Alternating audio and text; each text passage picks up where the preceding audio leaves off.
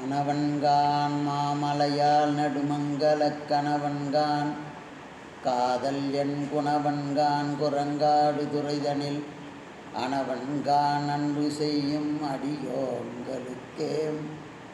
மணவன்கான் மாமலையால் நெடுமங்கலக் கணவன்கான் காதல் செய் என் குணவன்கான் குரங்காடு துறைதனில் அணவன்கான் அன்பு செய்யும் அடியோங்களுக்கே. எல்லாம் அல்ல செந்தம் சொக்கநாத பெருமானுடைய திருவருளையும் தர்மயாதின குருமணிகளினுடைய திருவருளையும் சிந்திக்கின்றோம். வாழ்க்கை என்பது வாழ்வதற்காக உரியது. அதிலே மனைவி அமைவதெல்லாம் இறைவன் கொடுத்த வரம் என்பது பழமொழி. இன்னாருக்கு இன்னார் என்று எழுதி வைத்தான் தேவன் அன்று என்பது ஆன்றோருடைய வாக்கு. அவ்வகையிலே நம்முடைய பாராட்டுதலுக்கும் அன்பிற்கும் உரிய பிச்சை குருக்கள் சரோஜா தம்பதியினர் திருமணம் நடைபெற்று 50வது ஆண்டு விழா கொண்டாடுவது சிறப்பு.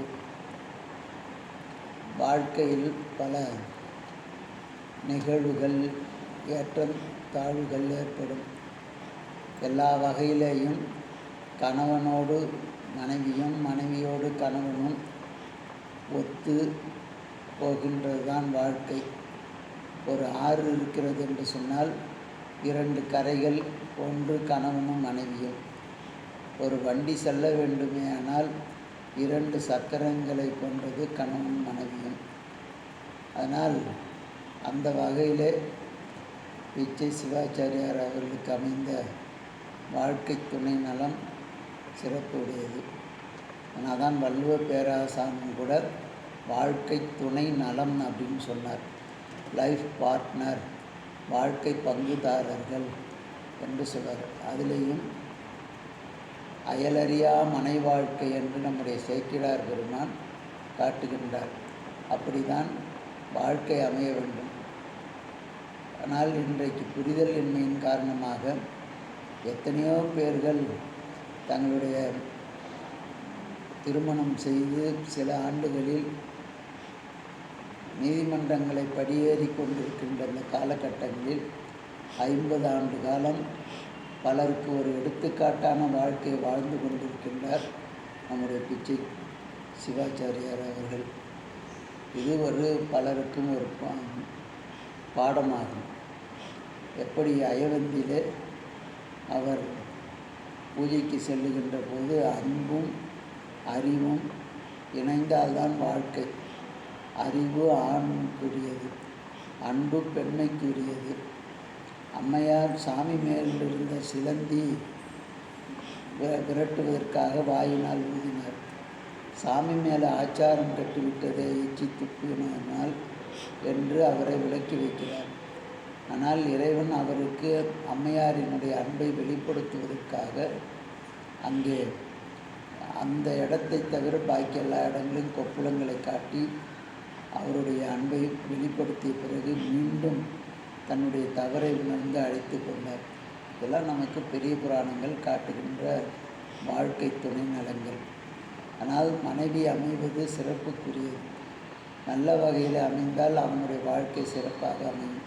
ஆனால் தான் ஔவையார் சொன்னார், அடிசிற்கினியாலே அன்புடையாலே படிசொல் மீறாத பாவாய் அடிவருடி பின்தூங்கி முன்னெடுந்த பேதையே போதியோ எண்கண் தூங்கும் இரா என்று நல்ல மனைவி அமைவதற்குரிய இலக்கணத்தையும் காட்டுகின்றார்.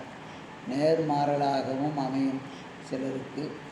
அதுக்கு சொன்னார், இருந்து முகம் திருத்தி ஈரோடு பேர்பார்த்து விருந்து வந்ததென்று விளம்ப பொருந்தவே ஆடினால் பாடினால் சாடினால் பழமுறத்தால் ஓடோடத்தான் என்று அப்படியும் அமையும். ஆனால் இந்த 2 வகை வாழ்க்கையில் எத்தனை விதமான பின்னல்கள் வந்தாலும் கூட கணவனோடு ஒத்துழைக்கின்ற அந்த பாங்கு தான் வாழ்க்கை சிறப்புக்குரியது.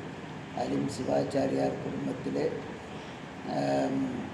மனைவியோடு இருந்துதான் பூசைக்குரிய காரியங்கள் இயற்ற வேண்டும் என்பது அவர்கள் எடுத்துக்கொடு பணிவிடையாக இருக்க வேண்டும் என்றும் இவர்கள் பூஜை செய்ய வேண்டும் என்பதற்கும் நமக்கு இந்த வரலாறுகள் எல்லாம் சொல்லப்படுகிறது.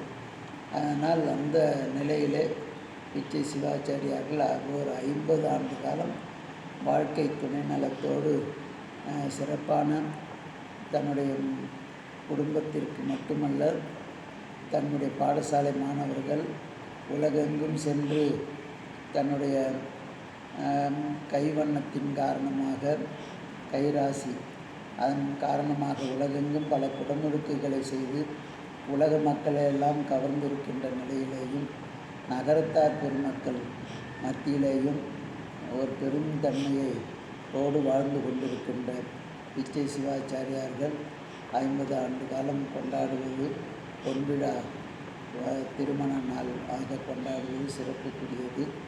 மக்களோடு மாணவர்களோடு அந்த அம்மையாரும் அவர்களும் இவர்களுடைய மணிவிழா போன்ற விழாக்களை எல்லாம் மாணவர்கள் அவர்களுக்கு தம்பதியருக்கு செய்து காட்டிய காட்சிகள் அந்த அம்மையாரும் இவரும் அந்த குழந்தைகளோடு பாடசாலை மாணவர்களோடு காட்டிய அன்பும் பரிவும் எந்த அளவிற்கு இருந்தது என்பதை உணர முடிகிறது. அவ்வகையிலே பிச்சை சிவாச்சாரியார் அவர்களுடைய திருமண நாள் விழா மிக சீரோடும் சிறப்போடும் அவர்கள் நீடு நோயற்ற வாழ்வோடு சகல செல்வமிக்க யோக வாழ்வு பெற்று பிச்சை சிவாச்சாரியார் சரோஜா தம்பதியினர் வாழ வேண்டும், இன்னும் ஒரு நூற்றாண்டிலும் என்கின்ற வகையில் தம்பதியர்கள் அரவணைப்போடு விட்டும் கொடுத்தும்